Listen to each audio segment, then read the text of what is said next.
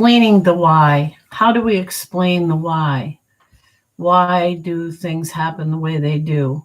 They just don't happen all on their own. Some things can, but very few.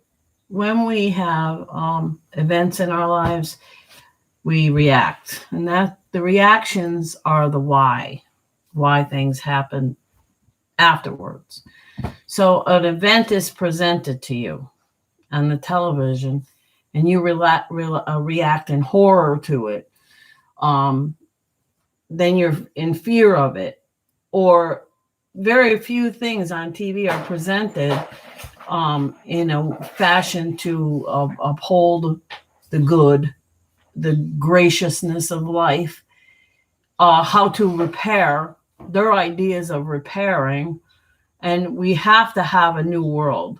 So the new world order that they're going for, and presidents said it on, and you can go to YouTube, you can find it. They want this.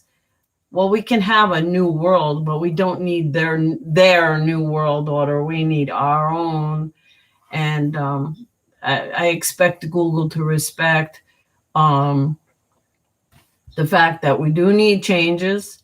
We do not need these taxes and the money, the way they present our money. They act like there's a shortage or something. But as long as we participate in a certain game that they present, then it can continue. Money doesn't need backing. It would go on the fact that, like, say you use seashells. At one time they didn't need it. The seashells were valuable to certain people, so they handed a bunch of seashells for some fish, or, it's no different with paper money. And it's all these forms of money can be viable in our new world, not their new world. Of course, their new world is all about tight control and how they can squeeze in. They don't even need to be squeezing. That's the way they are. Unfortunately, we have, because of our lack of participation in our own big picture, we do participate. Some people don't even participate in their small picture. In the big picture, our lack of participation would be voting good people into your small communities, ones that actually care. The school districts are monsters. They mistreat the children, basically, on the whole. Now, when I was a kid, you might have one crap teacher, and 9 out of the 10 were great teaching.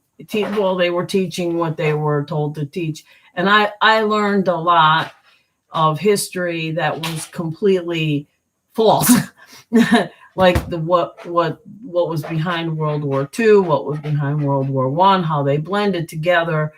These wars were, now that you go deeper, you can access this via the internet. See, the inner web of life can be beautiful, but the TV, we have. I asked this question out of this Google AI.